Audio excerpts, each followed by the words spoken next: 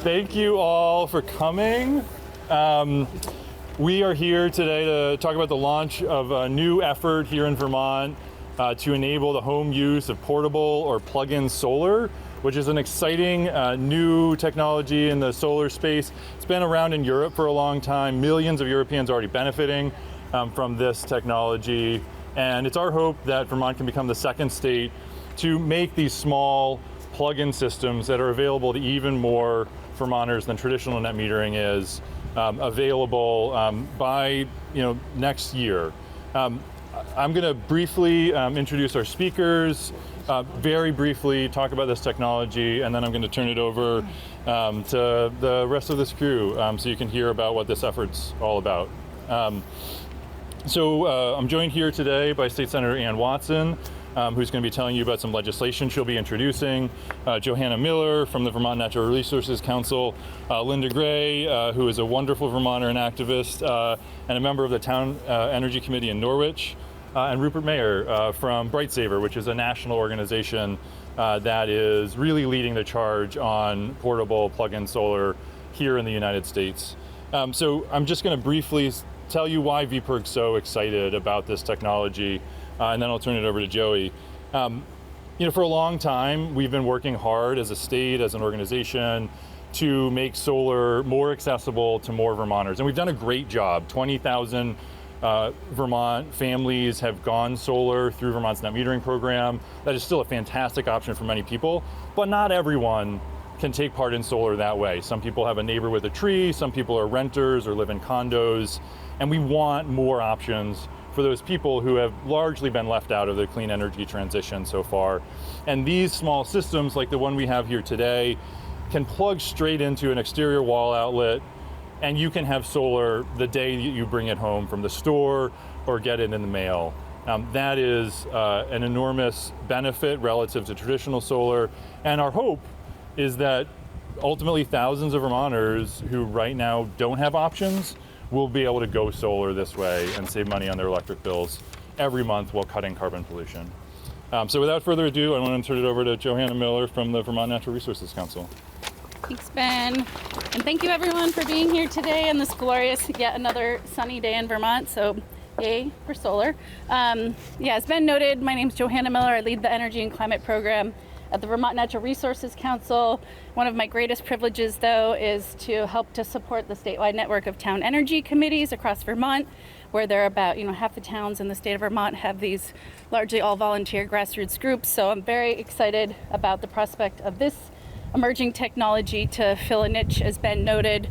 Also very glad to be here with some colleagues, Rupert from Brightsaver, Senator Ann Watson, who's leading this charge, and the many community energy committee leaders who are here today and who have been working in their communities to help their communities save energy and help households transition to cleaner, more affordable, renewable resources. So I think we all know that this is a challenging moment for clean energy in our country, to put it lightly. The Trump administration, they've doubled down on fossil fuels, and they're really doing all they can to upend the clean energy job sector, which has, as Ben noted, been thriving. Thankfully, we have a commitment from Vermonters that has been long and strong to clean energy, and I believe that there's going to be significant interest in this new technology from communities across the state of Vermont. We also have a very important framework in the Global Warming Solutions Act that says that we have an obligation and an opportunity to help Vermonters move off of fossil fuels and enjoy the benefits of clean energy for themselves, their households, etc. So I'm looking forward to working with policymakers like Senator Watson. So very excited that you're leading this charge to explore this new technology.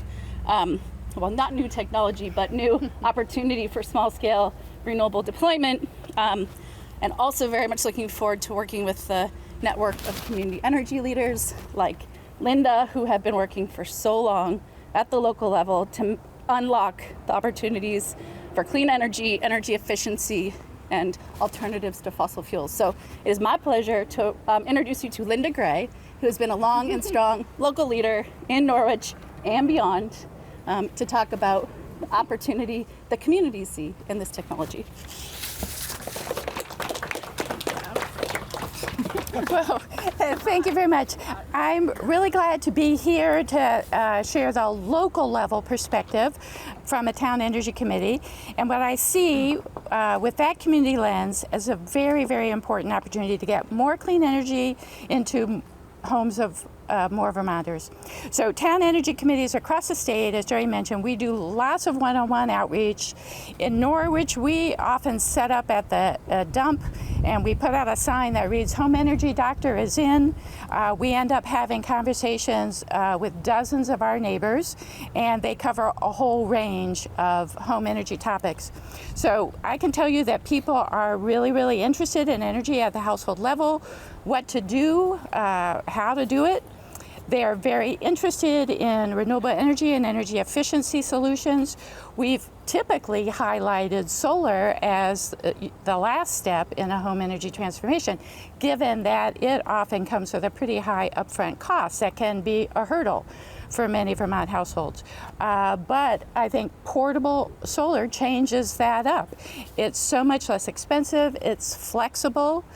Space-wise, it offers an opportunity to a lot of Vermonters who either rent or may not be ready or able to make a big investment.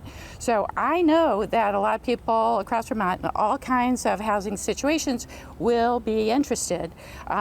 I hope Vermont can make this option available to Vermonters, and I really look forward to working with my energy committee and others to help more people enjoy the benefits of solar power. So thank you. Thank you, Senator Watson.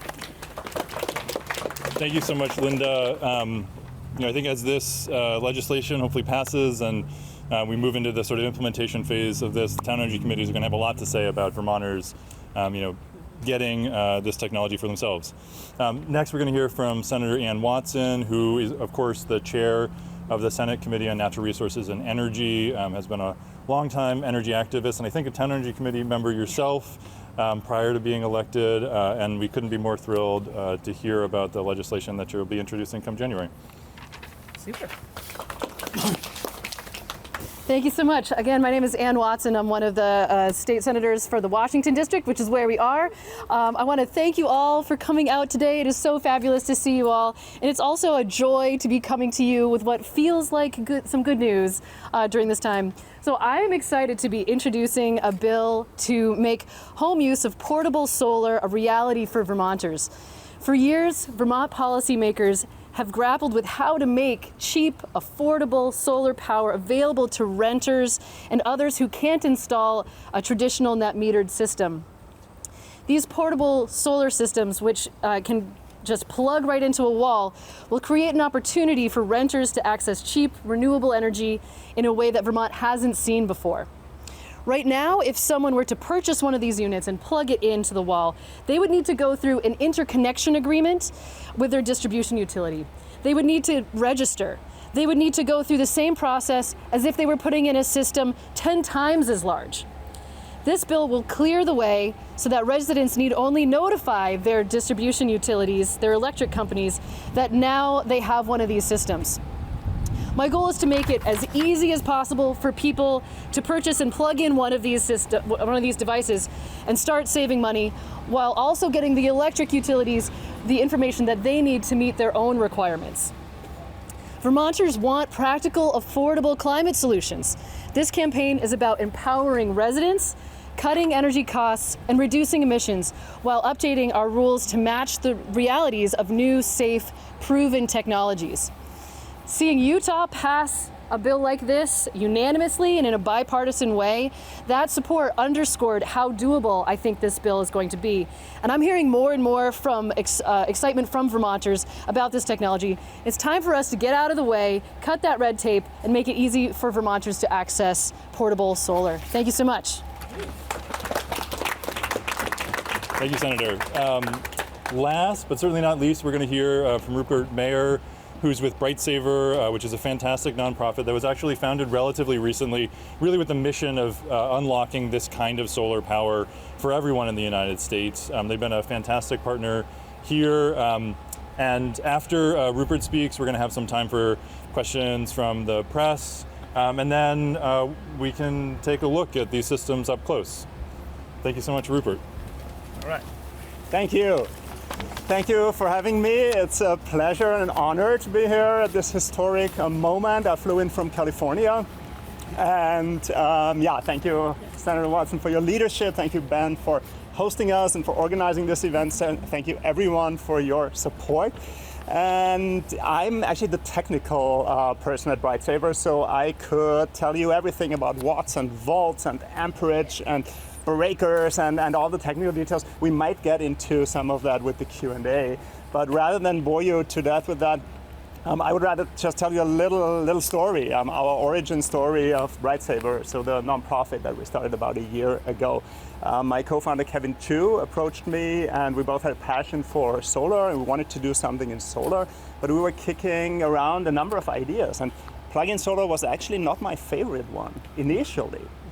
What intrigued me more initially was the idea, how can we accelerate solar adoption on commercial rooftops? If you think about commercial warehouses, tens of thousands of square feet of space, and you could deploy thousands of solar panels at a time, wouldn't it be easier and faster and lead to impact faster if we could convince the owners of these buildings to outfit their roofs with solar rather than convincing individuals, households, families to outfit their yards or balconies with solar panels, 1 or 2 or 3 at a time. But what got me convinced eventually, and that's why I'm here today and why we ended up pursuing plug-in solar, is really there's a much bigger story with this, because no one gets excited about commercial rooftops, right? When you drive on the freeway, you see a big warehouse. I mean, I get excited when I say, oh my God, thousands of solar panels, but most people don't. We do not win the hearts and minds of Americans by putting solar on commercial buildings, but we can win the hearts and minds of Americans by giving them access to this clean energy resource right in their backyard, and can have them experience it and really make this a consumer experience. And that is what we think is the true power of this movement, and that's why we've decided to go all in on this idea. And we think it's a consumer story around savings, around self-reliance, about freedom, and that brings me to the other aspect that I really love about this work that we're doing, and that's the bipartisan aspect. And you mentioned this before. We live in quite divided times, and we really need things that we can all agree upon. And we have a big country with lots of people with a very diverse spectrum of beliefs and values and priorities. And this solar panel can speak to a very broad spectrum, because while for some it is all about climate, about energy justice, about equity, for others it is about freedom, it is about independence, it is about deregulation, and about doing in your backyard what you want to do without the government interfering. And I think it's quite befitting that Utah and Vermont, two states that look quite different in many ways, are now at the tip of the spear of this movement for the United States. And that's exactly what we at BrightSaver are trying to enable. So we are now talking to lawmakers across about a dozen states across the countries, blue states, red states, big states, small states, from red desert canyons to green rolling hills. And we think we can really make this happen. We can move this forward, get a new experience for consumers in America to experience the benefits of clean energy firsthand and make solar unstoppable. Thank you.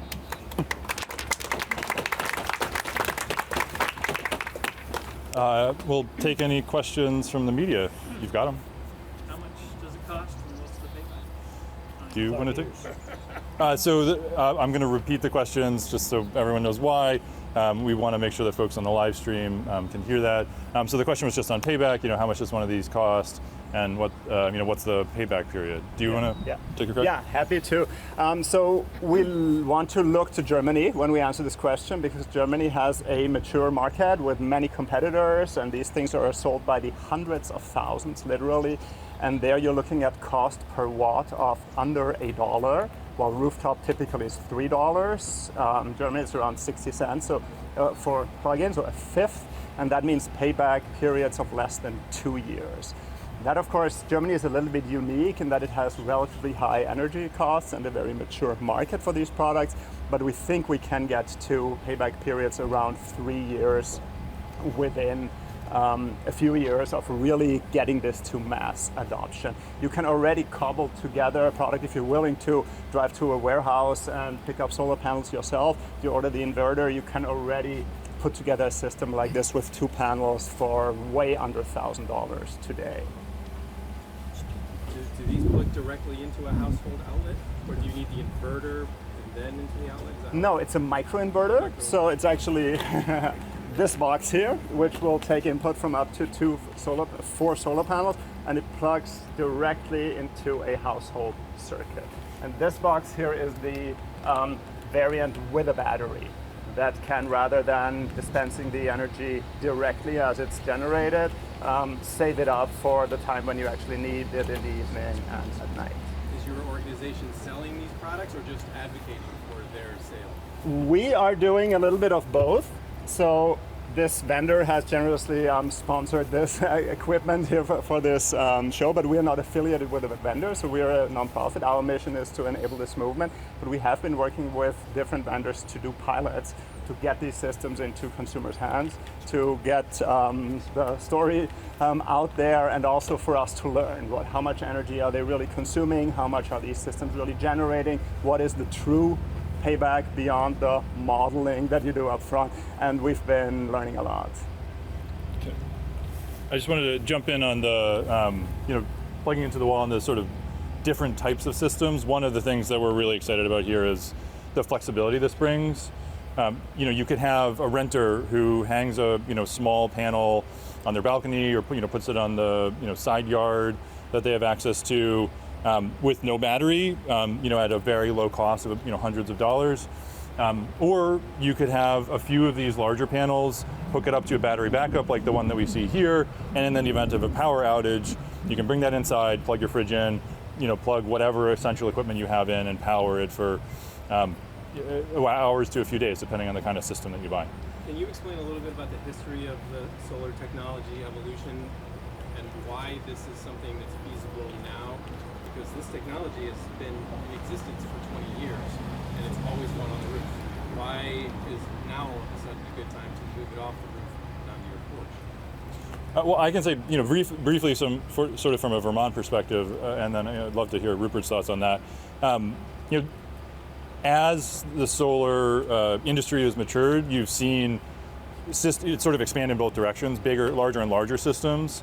And you're also seeing, the equipment come down in size, become much more efficient, so you can get a lot more solar power out of the same size panel. And so it just makes sense that now you have this kind of plug-and-play system available. You also have a lot of experience with this in Europe, 3 million, I think it is, systems in Germany alone. And so, as other places have adopted this, sometimes Vermont's one of the first places to get to a technology. Other times we have to, learn from someone else's good example, and I think this is a good example of that. Do you want to add anything? You don't have to. Feel free. Not much to add, but I think it is really, how you said, it's the confluence of rising energy prices on one hand and falling equipment prices. Just as solar adoption continues to explode worldwide, it's just more scale and lower prices, and we think the moment is just right. I have a question. My understanding is that in Utah, the law was structured to require NEC code changes or approval of some kind from the folks who write the National Electrical Code, as well as underwriter lab standards for the equipment as a whole, not just piece by piece. Is that so? Has that affected adoption in Utah, and where are we with those two organizations as far as progress on this? Do you want to? Well, I can briefly touch on that, and then you can hear from Rupert, who, as he said, is more of the technical expert here. So the Underwriters Laboratory, as I understand it, it has been working on that certification. Right now, the components of these systems are certified and are certainly safe, but the combination would also then be certified. We're optimistic that's going to happen soon. To us, it doesn't make any sense to wait on legislation. Let's get the regulatory structure in place, and then Vermonters can adopt it as soon as those are done. And certainly, hopefully, that'll be quite soon. I don't know what you'd want to. I could just add Please. a little bit, which is to say that the bill as drafted currently does require that for this to qualify as one of these portable solar devices, it does need to be certified by UL. What about the code books? NEC? Do you want to take the review? Yes. Just to drill down a little bit on that UL standard. I think you mentioned it, but all this equipment is UL certified, right? There are standards for solar panels, for inverters. There's just not a standard for the system as a whole, and there's debate about whether that is needed. The good news is that we can expect that standard to emerge. Do you have a timeline on that? I can't really speak for UL, but we are hearing definitely months, not years. We are quite confident that it will be this year. And then the NEC is really, I think that is also up for debate, and there is debate around it, but we think of this as a consumer appliance, and UL really governs consumer appliances, while the NEC governs electrical installations. When the electrician comes and lays conduit down from the roof and wires the cables into the breaker panel, that is subject to the NEC, but a consumer appliance is not. And I think everyone thinks of solar as an installation that an installer does rather than as an appliance that you pick up in the supermarket for 200 euros in Germany. So we expect the UL standard to create a lot of clarity around that. Do we know anything about uptake in Utah while we're waiting on these standards? Do you have any numbers on that? There is one vendor that has decided that it is safe and possible to sell products under the current, even although there's some degree of gray area, and we do not really know how much they are selling. But I'm sure they are selling, but it's not a mass market adoption yet. So we need you, and we need many other states, and we need all these local initiatives to get excited about this, to really turn it into the kind of movement that started in Germany almost 10 years ago and has now led to 4 million of the systems being installed in total. 1 out of 10 households in Germany has one of these. So, may I ask what you're targeting the Vermont legislation? Will it be for the maximum of 800 watts input, or were you allowed to go higher, or can you talk about that a little bit? Yeah, sure. So currently, as it's drafted, the definition of the portable solar device has a limit of 1,200 watts, or 1.2 kilowatts. Yeah, and there's. So that would plug into virtually any household outlet. Would work for that. The intention is that they would be compatible with any 120 volt outlet, though there may be different kinds of devices that may be compatible with other voltages, should there be the need for that. Do you expect any people in the either existing solar industry to worry about undermining their business models with this, or do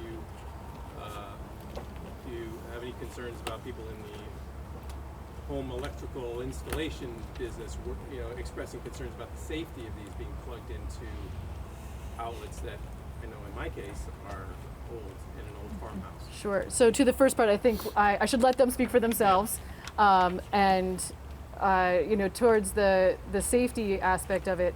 I think there's some discussion that we need to have around how we ensure that these are going to be operated safely. Those are going to be, I think, some technical details that we'll end up having some conversation around, I think, during the legislative process.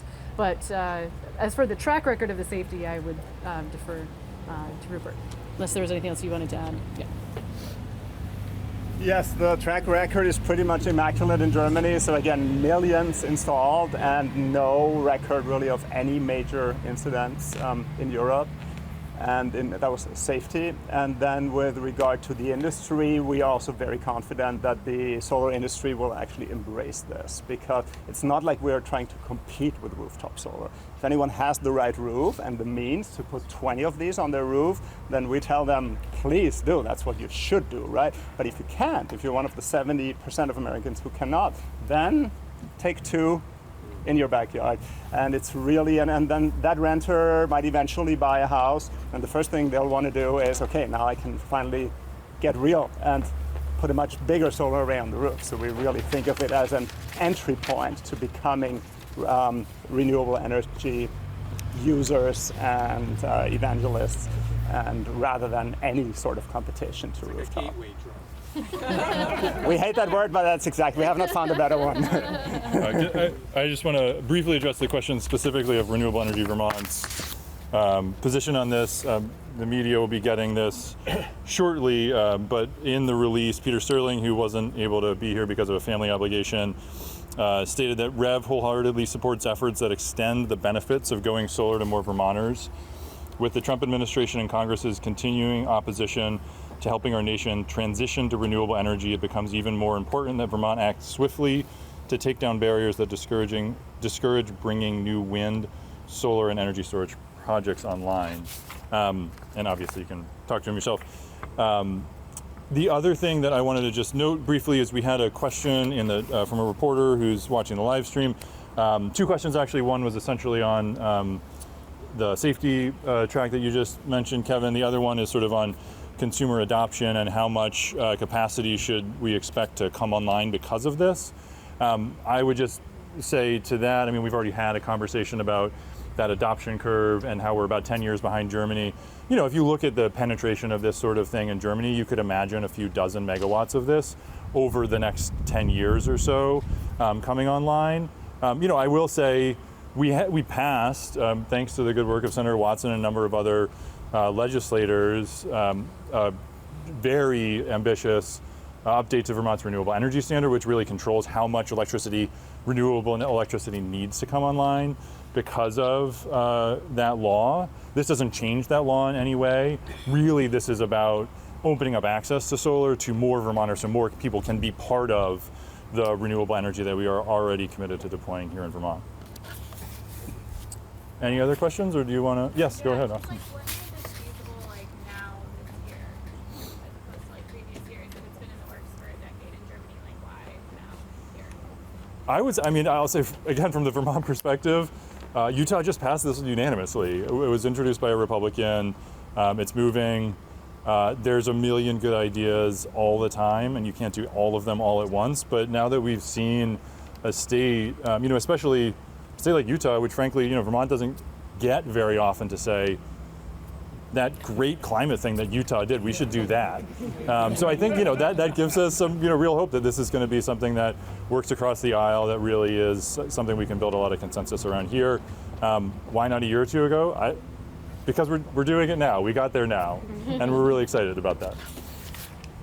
Did you run into a lot of pushback from landlords in Germany during that 10-year period? Do you anticipate pushback from landlords? It is one of the hurdles, so landlords and owners associations, but that did not stop millions of Germans from adopting it. There was some conflict, there were some lawsuits, but only a year ago, Germany passed more plug-in solar friendly legislation, excluding a law that makes it very difficult for landlords and owners organizations to veto these.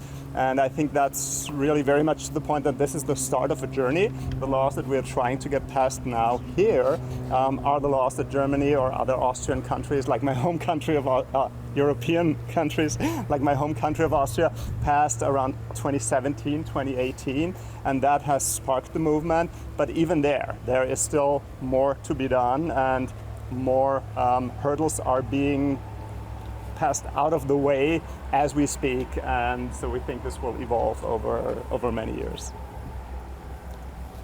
Yes. Deals with electrical panels. Have you in Germany had buildings needed to upgrade electrical panels to accommodate this? And my second question is,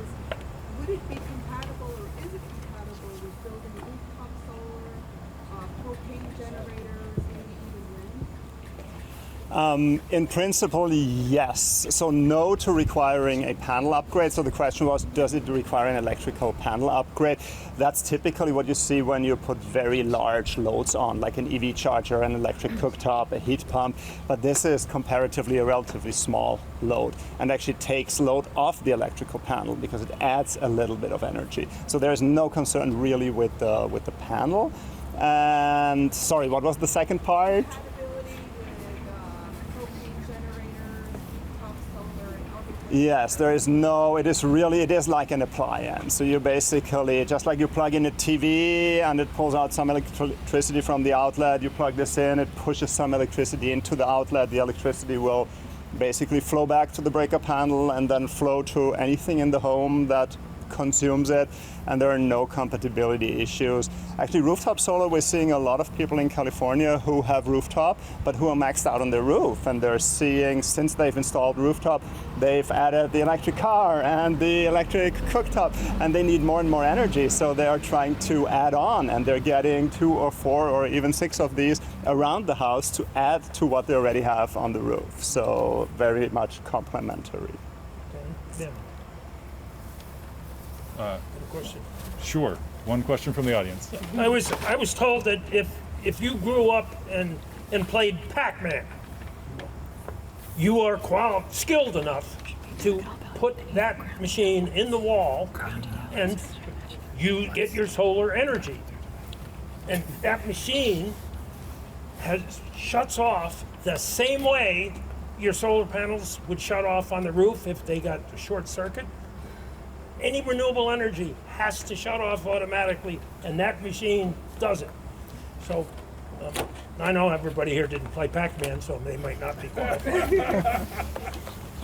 How do most people mount them? Clearly, they can't just rest against a railing. They need to be somehow fixed. Do most people in Germany keep them in one spot, or do they move them around the house or the yard to get better exposure during the day? Or that seems like a lot of work. That feels like a lot of work. Fixed in place. Yeah, I'll let Rupert answer that. I'll just say after this, we do have a couple of questions from the live stream, which I should mention is powered, in fact, by the solar panels you see here.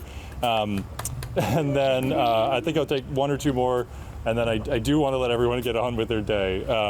But do you want to speak to the different mounting options?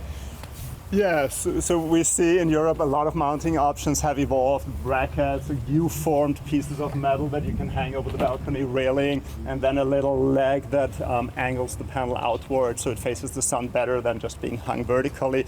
And you have ground mounts, so you basically just place it on the ground. People hang them on walls, and people construct all sorts of mounts themselves. But yeah, there's a broad variety. 2 questions from the live stream. One was a question about, is this going to allow for higher voltage, 240 volt systems? We'll see what the legislative process, comes up with. But from our perspective, it's really about enabling the technology, not picking one particular flavor of the technology. The other question was for Senator Watson. There was a reporter online who wanted to know if you'd had conversations with the electric utilities about how they feel about these systems and the safety of them. Yeah, thank you for that question. So I have been having conversations with electric distribution utilities and trying to keep them involved in the loop. I'll let them characterize their opinions for themselves, but I've just been really grateful for their participation and trying to keep an open dialogue there. So really grateful for that collaboration. 1 more maybe, and then I think we're gonna wrap. We got one from the, is this from a new reporter? Yes, new person. Okay. Greetings from Missouri. I've recently learned about this initiative from Utah and found out about Vermont's initiative just today. How can I get involved in trying to push this progress across the states? Well, tell them to go to Bright Saver's website and VPERC's website and to get in touch, and we will happy to help him evangelize for it. Since that was not from an actual reporter, I will take 1 more question from a reporter. Just curious, Senator Watson, if you've talked to any Republicans about this legislation, if you have any co-sponsors. So I have not had a lot of conversations with other fellow legislators yet, though I have at least let the administration know, and so have been in dialogue with them. Again, just grateful to like be trying to keep everybody in the loop about that. Though I will say that I have had other legislators come to me to say, hey, we should do a balcony solar bill or a portable solar bill. So it's not just coming from me. It's coming from a lot of folks, which I'm really excited about. Thanks, everyone. We'll stick around, and for everyone, but especially the media, please come on up and you can take a look at the systems and get close-up photos, whatever you want to do. For folks on the live stream, thank you so much for joining us. Really excited to be on this journey with you.